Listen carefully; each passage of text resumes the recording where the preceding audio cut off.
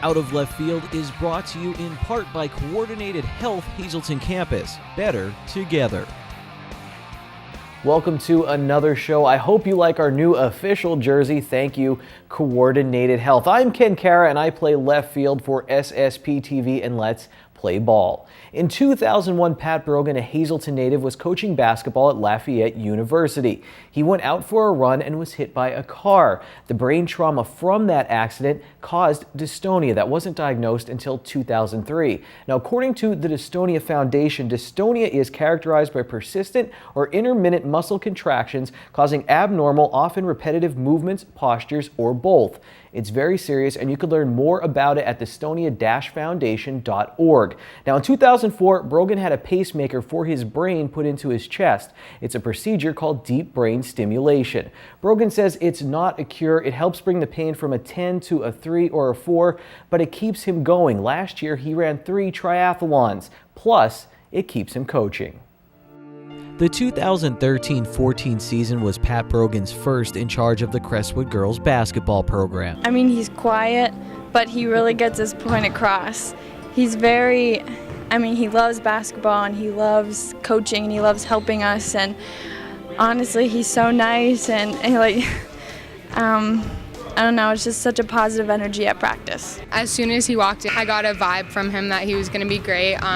He's very approachable and nice, and I love his coaching style. He's a very nice guy, and he just gets the point across, and he knows what he's talking about. There's so many words to describe Coach, but he's very, very awesome. Basically, that's just the first word that comes to my head. He's very quick, knowledgeable, that sort of thing. He taught us so many new drills, and he really, really helped us move forward. As their new head coach, Brogan focused on fundamentals with the team and not his battle with dystonia. The Lady Comets were a few games into their season when they learned their coach had the brain disorder. The team found out right before Brogan's annual fundraiser for the Dystonia Medical Research Foundation in December 2013. He didn't tell us, but there was a dystonia fundraiser, and then our assistant coach, Coach Wiechek, told us that he had dystonia, and then that's when we found out. It was like mid-season. We didn't know what it was, and then we asked the assistant coach, and he explained it, and we were really shocked because he just seems like the normal coach, and we were very shocked but very supportive. Members of the team then shocked Brogan by showing up at the fundraiser. Why did you want to go? Well, he's a part of the family. It's awesome to support everybody, but also it's just a good cause to think about. And coaching these girls, it's for me, it's my paradise, my away from dystonia. The adrenaline flows, and adrenaline's one of the things that helps mask the symptoms. And so I so look forward to coaching these girls and being around them that it really gets me through a lot of tough times.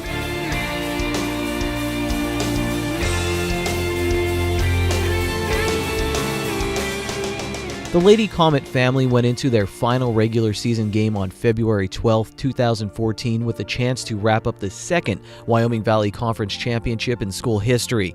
About a month earlier, on January 14th, Brogan went in for surgery. Doctors opened up his chest and for the 10th time replaced the battery for his pacemaker that sends electrical signals to parts of his brain. As soon as the surgery was over on the 14th, I knew something was wrong because I used to have 2 batteries, now I have 1, but this battery here, the voltage is so high to work with my body that the battery only lasts 11 months. So it's been changed 10 times, and the 10th time was the time where I developed an infection. They're not sure how or why you get an infection, but the more surgeries you have, the more chance there is of getting an infection. And then I happened to get 3 more after that. One was just due to the medication that I was taking. So it's complicated, it's a little bit frustrating, but I'm through the tough part now. I went to the doctor on February 6th in the morning, and my head was swollen, and something wasn't right.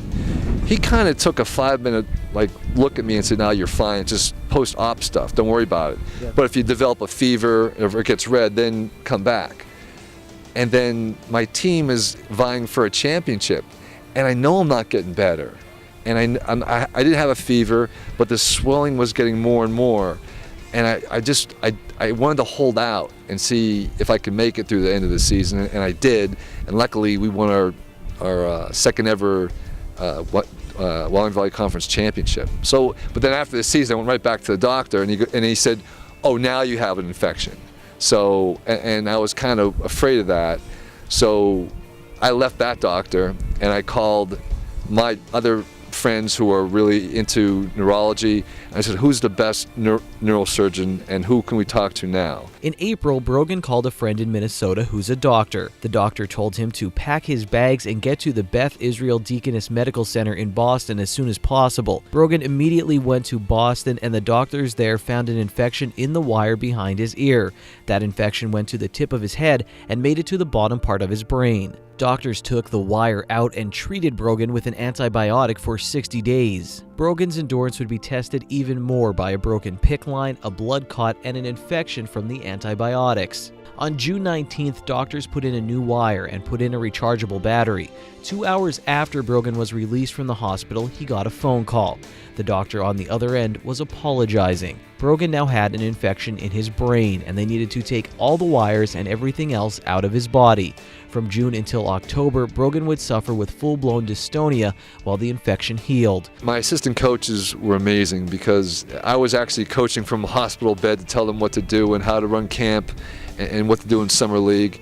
And I came back after one of my surgeries. We drove back, and I caught the last day at camp. And I just wanted to go in and let the girls know that I'm okay and talk to them a little bit. On October 14th, 2014, Brogan had the deep brain stimulation procedure for the second time in his life as doctors put all of the wires and the pacemaker back inside of him. The surgery in October went well, but Brogan's not out of the woods. And now I've had 3 programming sessions in New York City, and I'll be going every 2 weeks for at least another 2 months. And they're just slight adjustments, but it's incredible. But I'm getting better each week, and so I'm encouraged. But the other thing is, I'm also humbled because when you come to the event and you meet a girl like Stephanie Zaya from Boston, and she's 25 and she's just prone. Her whole body is just it's like she's like cramped up. She can't even sit in a wheelchair. So, and she's had DBS and it didn't work. Now she's trying other options. But there's very few left. But she's keeping hope, and she's such a strong girl. She's even starting her own foundation for people that are really disabled, in wheelchairs or not, just to get out and socialize, particularly young people or people in their 20s, because nothing like that really exists. And she never complains. She's always smiling, and her parents are fighting for her. It's just a real inspiring story. To me, it is. Brogan's story has inspired his team, and he hopes it's touching you right now. And what do you want people to understand when they watch that, when they see this story, that it's more about, it's not just, wow, I went through this and won a Wyoming Valley Conference championship with these girls. What do you want them to take away from it? I want them to know that there's this silent brain disorder that people don't even know exists. And when you see me coaching basketball, they may not even understand that I have it, because I can either mask it well, or I've got this trick now where it looks like I'm praying all the time, and maybe they think, wow, he's gotten very religious.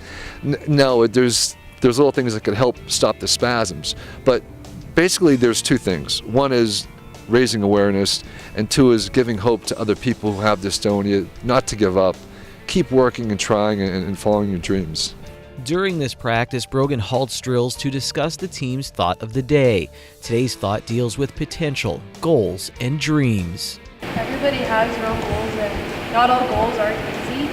And if it's something that you want to achieve that badly, then you have to work hard to get to it. If you don't get to it, it's kind of a disappointment to yourself and others. Well, no, it's not disappointing if you don't get there. It's if you don't have dreams and goals, then that's a tragedy. Everybody here should have dreams and goals.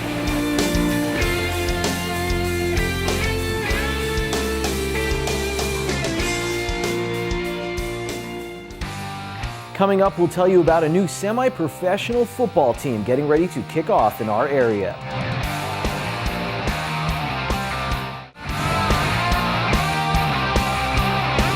Out of Left Field is brought to you in part by Coordinated Health Hazleton Campus. Better together.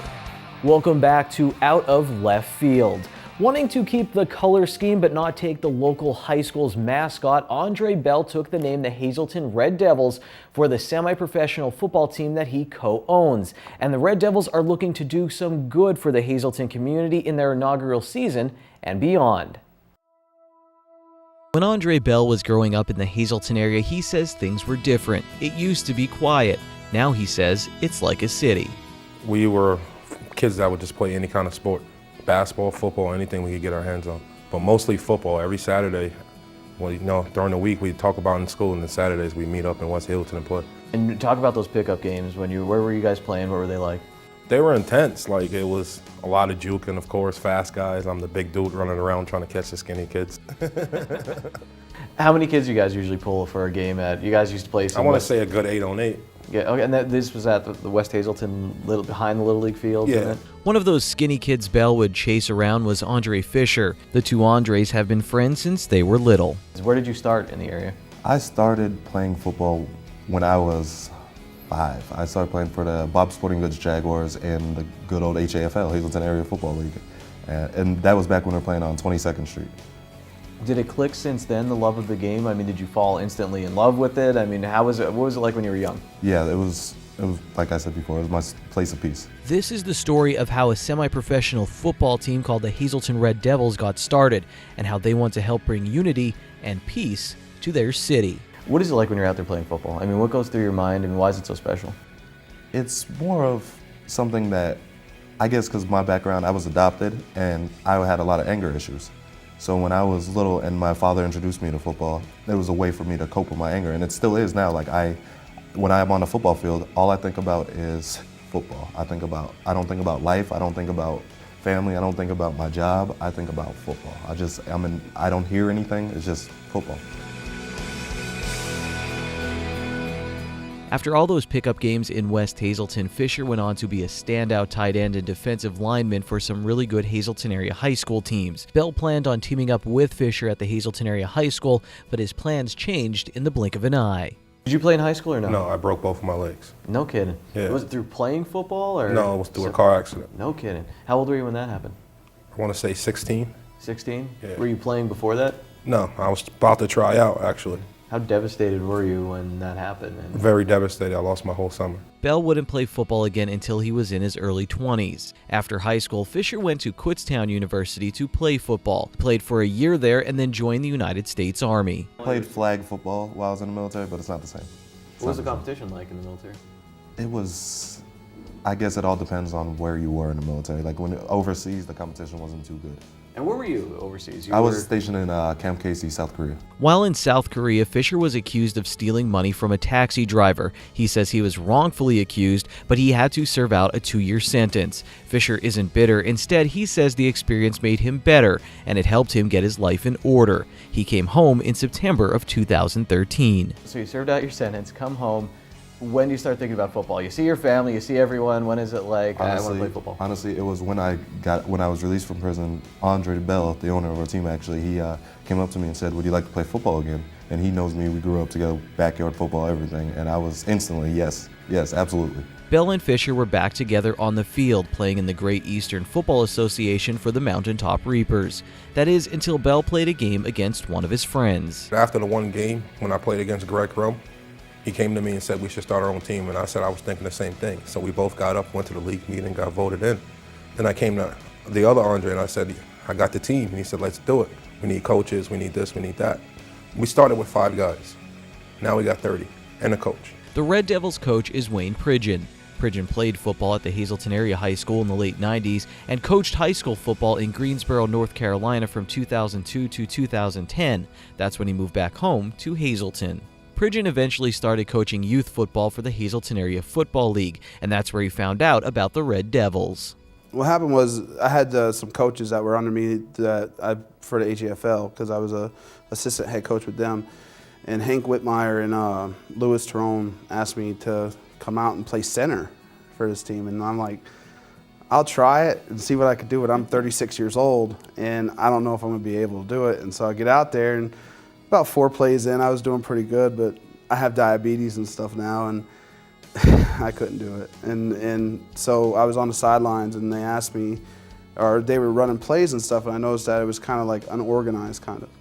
And I was like, well, let me go give my 2 cents. And I told them exactly what I thought they should do and stuff. And Andre Bell, the owner of the team, and Greg Crum asked me, he said, yeah, have you ever coached football before? And I said, yeah, I've coached, I'd coached in AHFL and I coached high school football, and that's pretty much, where I went with the Red Devils. They asked me to be coach, and now I'm their coach, and it's the best experience that I've had so far with football. The Hazleton Red Devils kick off their inaugural season in March of 2015, and yes, their goal is to bring a championship to the city, but they also have other motives. This is important to me because when I come back, Hazleton, there was a lot of hate going on in this area, and to me, football was my life whenever I was younger, and we have people coming from different backgrounds, and we have black people, white people, Hispanic people, and it's just, we need to come together. I mean, it's time to stop all the hate and stuff. It's time to bring everybody together. Whoever wants to play on this football team, you're more than welcome. And if you're good enough to beat out the person in front of you, you are going to play. There is no favoritism on this team. And you told me one of the reasons for this GE football is fighting racism. You said they're I didn't know about that. I mean, just talk about what it's actually, they're actually partnered with the YWCA to fight racism in the community. And in Hazleton, we have a lot of it. And it's out there. We see it every day. We see it on the news. And it's just, we need to fight it. We need to come together as a community, and this is a great way to do it. This is a great way to do it. I have a passion for it. And I want the kids from the HEFL to come out and see us and be proud of us as much as we're proud of them.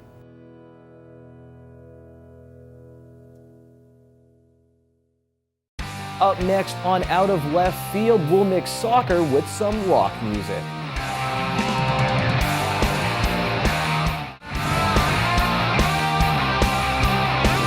Out of Left Field is brought to you in part by Coordinated Health Hazleton Campus. Better together. This is Out of Left Field on SSP TV. Thank you for watching. In this segment, we're going to mix the sounds of local band 1224 with the soccer skills of 2 brothers from Jim Thorpe, who helped Penn State Hazleton make the Penn State University Athletic Conference playoffs in 2014. Playing forward in soccer is like playing rock music. Making a good run on goal requires skill and some improvisation. Like a rock star, goal scorers tend to be outgoing or energetic.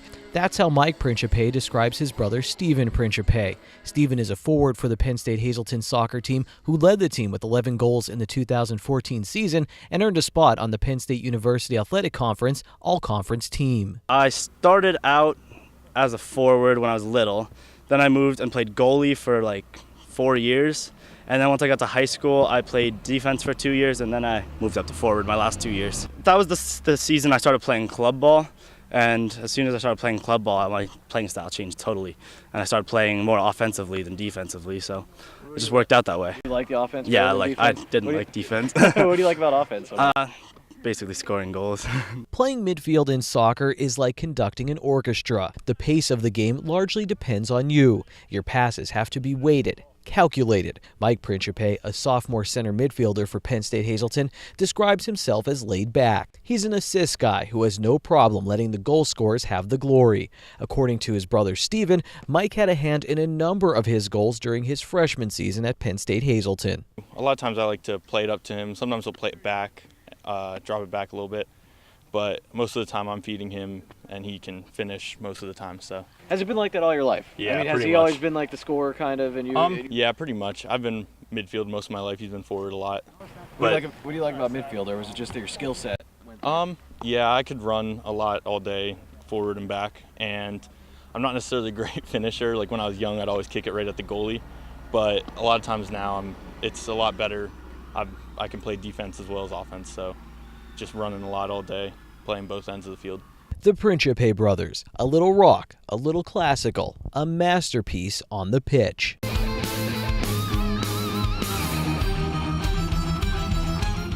First goal of my junior season, I believe it was against North Schuylkill. He passed me a ball. He was on the wing. He didn't play a central midfielder back in his senior year until like later in the season, and then he played center midfield. but he played wing at the beginning, and he played me a ball from like half field, curved right in front of me, landed on my foot, one touch into the top corner. It was gorgeous. Felt amazing. It was my first goal of the junior season. It was amazing. It's funny, you know, you'll see one brother fly out of nowhere 1 minute, and the other one just happens to be, you know, at the right spot at the right time, and it's just that connection. You can see they understand each other. They played with each other for quite a long time, and yeah, you can definitely see that. The Principe family's journey to Northeast Pennsylvania started in Italy with Stephen and Michael's great-grandparents. They eventually moved to Puerto Rico and then to the mainland of the United States. Michael and Stephen's father grew up in Washington State and played high school and college soccer there before moving to California. Michael was born in Kentucky. Stephen was born in Florida. When their father's job took them to the Northeast, they settled down in Jim Thorpe, and that's where the brothers grew up and started to hone their skills of the beautiful game. I was in first grade and he was in kindergarten, and we both started at the same time, and we actually played on the same team throughout our whole soccer career up until we were in a different age group for club through junior and my senior year. Their father helped set them up for success on the soccer field. What's some lessons he instilled in you? What do you remember from learning? A lot of drills working on, when we were younger, working on our left foot to make sure we didn't have a weak foot. Those ones we did a lot. And then this drill called a rabbit, which basically someone would run and then the whole pack would chase them. And it was just a sprint to see who could catch the person, and then you could walk all the way back. So it was a good workout. So for about as far back as they can remember, the two Principe brothers shared the field until the inevitable happened. Mike graduated from high school and went to college, while Stephen still had his senior season at Jim Thorpe Area High School ahead of him. It was even weirder because I wasn't at home every day with him. He was out at college. He was living there. I didn't get to see him every night. I didn't get to say hi, anything, get to practice with him, play games. It was weird, but I got used to it after a while. Halfway through the season, that's when I started getting better again. My first half of the season wasn't very good, but then later in the season I got better. That's when I got most of my goals. Mike missed playing organized soccer in 2013 during his freshman year of college. After that, the brothers talked and decided they would be reunited on the pitch at Penn State Hazleton.